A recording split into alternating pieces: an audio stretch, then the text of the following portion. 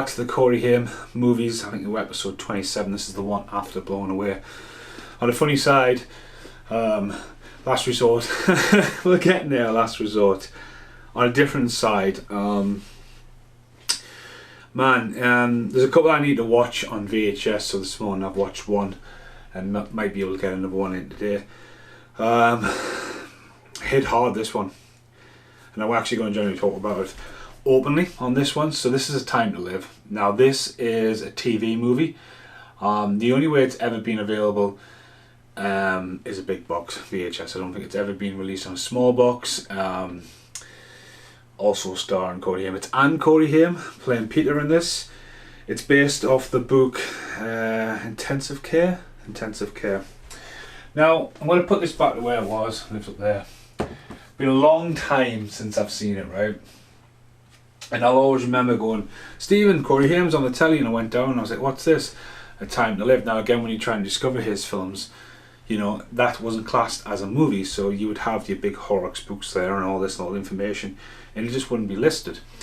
And this comes along about the same time as Lucas, or just before Lucas. It's definitely after Silver Bullet, and what an absolute fucking amazing performance. I'm sitting there, and I've just done the Blown Away video for the video shop, if you check that out, and I'm sitting there editing it, and I'm watching this on Squeaky VHS. Oh, man, away from the movie, the last week I've had to deal with my gran being hospitalised after a stroke. I've been on a roller coaster with my gran for like maybe the last 8 years since the passing of my granddad. Yesterday I had to dig up my granddad out of my gran's garden and bury him in my garden. He was, been cremated along with Jake, my dog, because of taking preparations, because my gran has to go into full-time care. And I've been like sat down with so many doctors over the last couple of days. I didn't even think about when I picked that film. I just went, right, what's next? And I was thinking, it's been quite recent I've seen The Fast Getaways, but I am probably going to watch one of them next. Well, obviously the first one. Or Dream a Little Dream 2 or something, get my mind off it. But it hit us like a ton of bricks, this movie, because it's so fucking good. I mean, it's a very dark movie, as in the fact that the lady is trying to care for a son who has a disease that's eating his muscle mass and bone mass. So I think it's eating his bone mass and turning into muscle, and he might not even live to see 30. And Haim plays this so well. He's wheelchair bound by about halfway through the movie because his body is disintegrating. He has an older brother. It shows him struggling through school. He gets bullied over it, and then he progressively gets worse and worse. And one of the things I've been warned about with my gran after a stroke is the fact that she'll have problems swallowing salt, and the risk of pneumonia. And he pretty much gets pneumonia near the end of this movie, and it shows you all that, and I'm like, my god, I've just actually lived this. So I can see, even for a film that's pretty much the same age as me, how well it was made, and like showing you how much the risks and how much they had, and raising awareness of this as well, but showing about how people cope with it and how relationships cope with it, how the older brother copes with it, how the mum and dad cope with it, especially in socialising, especially with her trying to deal with her mum, who her mum doesn't get. You know what I mean? It deals with all that. And this is one of the few films where Corey dies. And unfortunately with the movie as well, it shows you that it's great, and he absolutely puts in an amazing performance in this. And for that never to see the light on DVD or not being, you know what I mean, it's kind of one of those ones that just got lost. Again, I always remember Mum telling us it's on television. I'd seen it. It was in my original collection. I managed to track it down because it's not something that pops up as if you search Corey Haim movies. I found that just by searching for the movie itself. And there's no trailers. Comes up with Time to Live, bang, straight into it. It's down as a PG, it should be a 12. But again, films like Fault in Our Stars and all these ones like that, this was bold for when it was done. And I'll tell you what a hell of a film. I'll see you in the outtakes.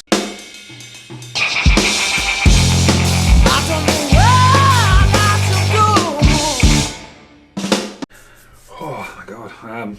So there's a few more. There is a few more. One that I'm going to put this in here because it's not going to be in the series. It's called Bloodsucking Cinema.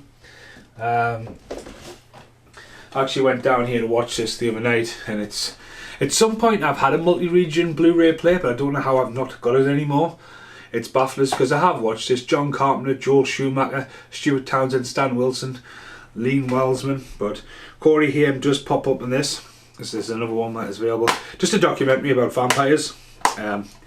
There's one like that, then there's a one called Chop and Slice, Hack and Slash. Feldman's in it.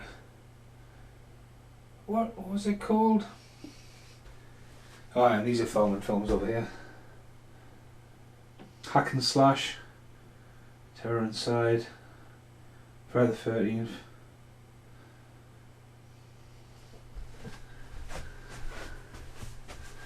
This isn't good. I hate it when something's not where it's meant to be. There you go, self-made outtake here. Red Carpet, Killer.com, She's Too Tall.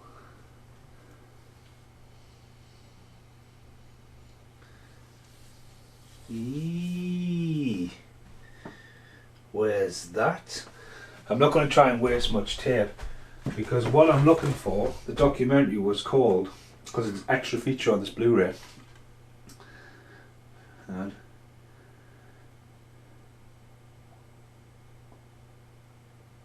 Slice and Dice. Right. So I know what it's called and I need to find it.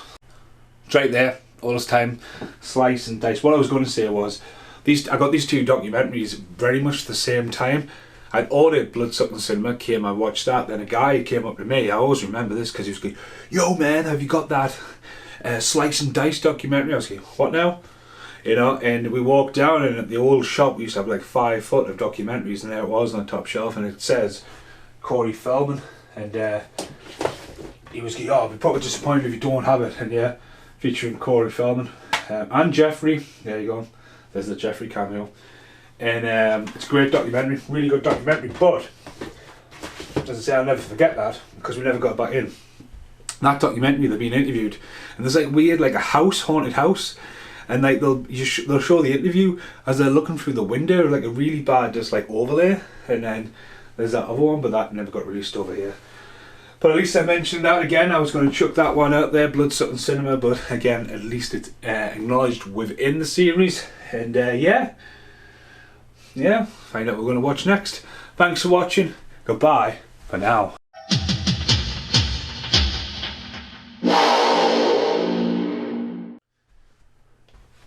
You're still here at the very end of Time to Live. I'm just about to film something else actually, and the reason why I didn't want to say it, and if you're still here at the end of the video, with everything going on with me gran, I actually lost one of my friends last week as well, through a very similar thing. Came out of nowhere, and if you check out my video, the snow table, which I'm going to record now, just before he passed, he was echoed on the cameras from about 15 years ago footage. You know, he was appeared shouting at us, and unfortunately he's now gone, so never forgotten though. So never forgotten. So I think it's been the right time to watch the movie. And Scotty, I'm always going to miss you, but man, I've got to go, I've got to clean my glasses. See you, goodbye for now.